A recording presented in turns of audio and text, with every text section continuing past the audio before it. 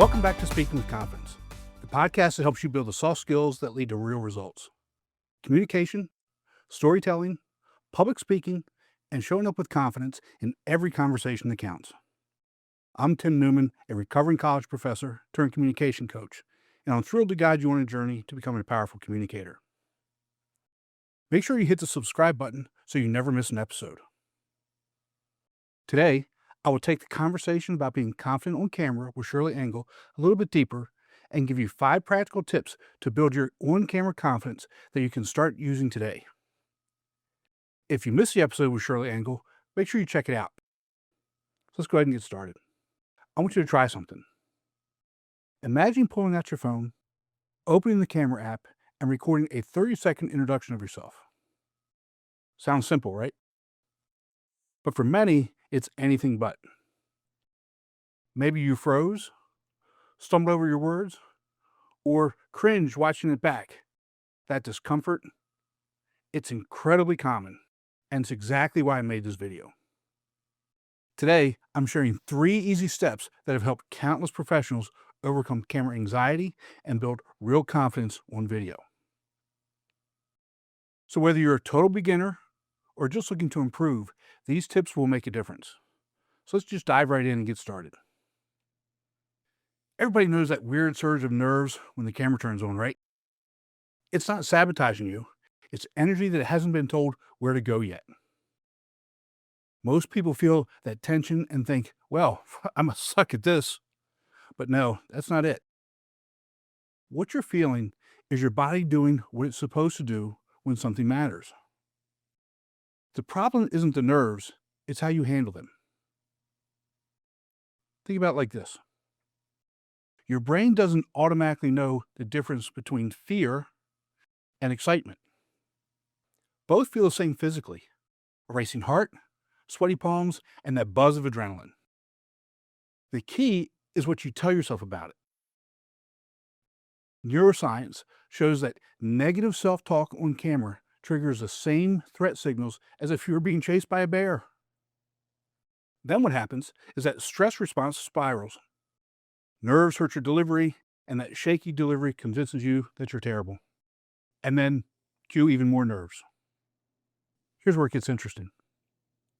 One study split people into 2 groups, giving recorded speeches. Group 1 tried to calm down. Group 2 reframed their nerves as excitement. And the result? Group 2 outperformed by a mile. 78% showed real improvement in confidence and delivery. Why, you ask? Because nervous energy is like an untamed river. Left unchecked, it floods everything. But when you channel it, it becomes a powerful current that you can actually use. So how do we break the stress loop? Here's one technique. Try box breathing. This is where you inhale for 4 seconds, you hold that breath for 4 seconds, you exhale for 4 seconds, and then you hold it again for 4 more seconds. Picture this. Before you do your box breathing, your chest feels tight, your thoughts are racing, but afterwards, your shoulders drop, your mind clears, and you feel steady. What it does is it actually activates your parasympathetic system, the part of your body that says, look, dude, we're cool, and we can move on. One TEDx speaker swore by this. Along with a mindset tweak, instead of saying, I'm nervous, she told herself, my body's gearing up to do something important. Her engagement scores jumped by about 40%. Here's the truth. 67% of professionals hate recording themselves. So think about it like this. It's not about talent. It's about seeing adrenaline as rocket fuel, not a red flag. And guess what? Audiences trust people who show a little nervousness more than those who seem too polished. So don't erase the jitters, channel them. Next step, let's fix the lighting, the mic, and the frame so your setup works for you and not against you.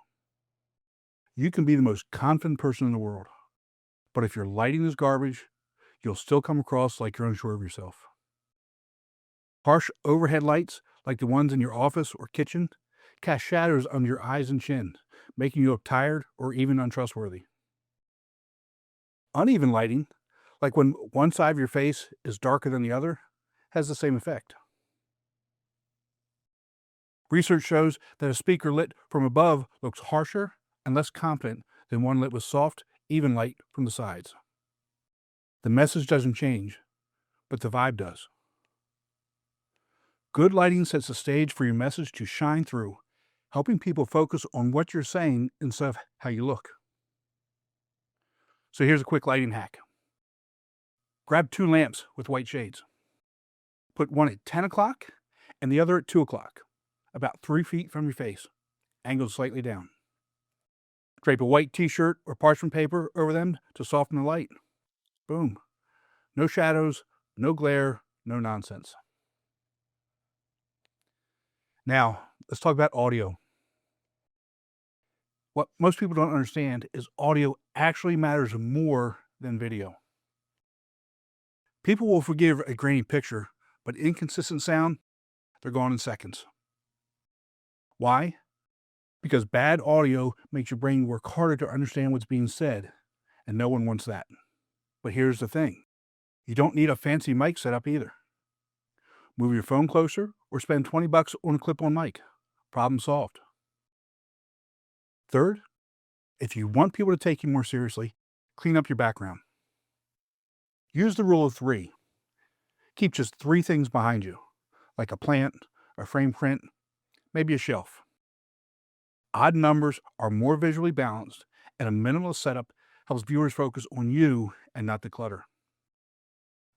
But again, here's the thing. Declutter, but don't overstage. Leave your coffee mug or notebook to keep it human.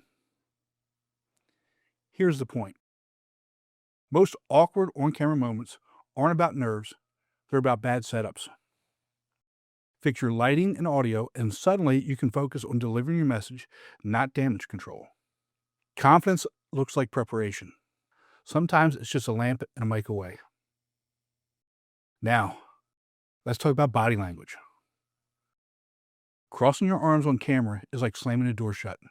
It blocks connection before you even say a word. Even with perfect lighting and sound, your body language is what truly sets the tone. Most people freeze up when they're nervous, unaware that their posture is working against them faster than any verbal stumble ever could. Research shows that it takes just 1/10 of a second for viewers to judge you based on your posture and movement. I think it's more like 3 seconds. But the point is, people make judgments pretty quickly. So the translation is, your body speaks first, and it doesn't lie. Picture 2 politicians delivering the same speech. One stands stiff, hands glued to his sides. The other uses calm, open-handed gestures to emphasize points. Viewers trust the second guy 42% more, even when the words are identical. Open palms signal transparency. Smooth, natural motion conveys confidence. You don't need to flail like a motivational speaker. Just look engaged, not locked up. Here's another one. Try the power pause. Next time you record, sit or stand tall. Take a deep breath and hold still for 2 full seconds before speaking. You can feel your shoulders drop, your chest open, and your mind clear.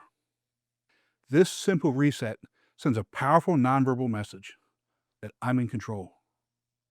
Most shaky starts happen because people rush, adjusting their seat or grasping for air like they're about to sprint.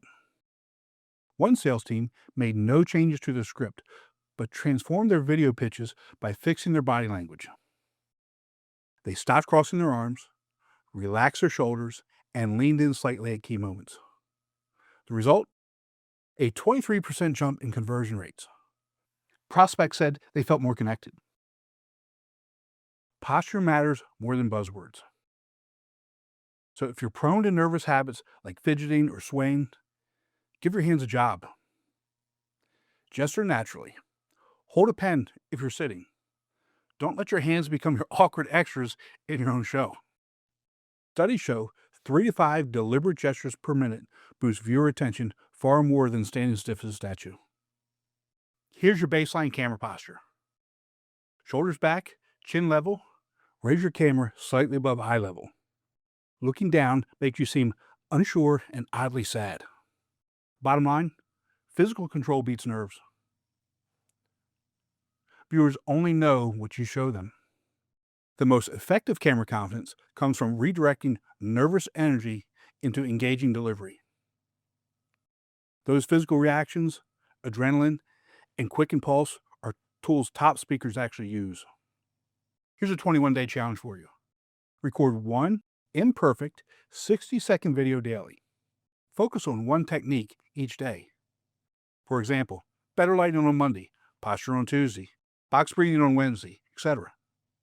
Remember, every professional you admire began awkwardly, overanalyzing playback and disliking their voice. What separates them is persistence. Think of this process like sculpting a masterpiece. Each video chips away at self-doubt, revealing confidence underneath. Your fears are normal stepping stones.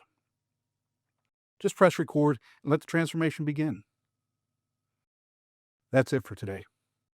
Be sure to visit speakingwithconfidencepodcast.com to get your free ebook, The Top 21 Challenges for Public Speakers and How to Overcome Them. You can also register for the Forming for Public Speaking course. Always remember, your voice has the power to change the world. We'll talk to you next time. Take care.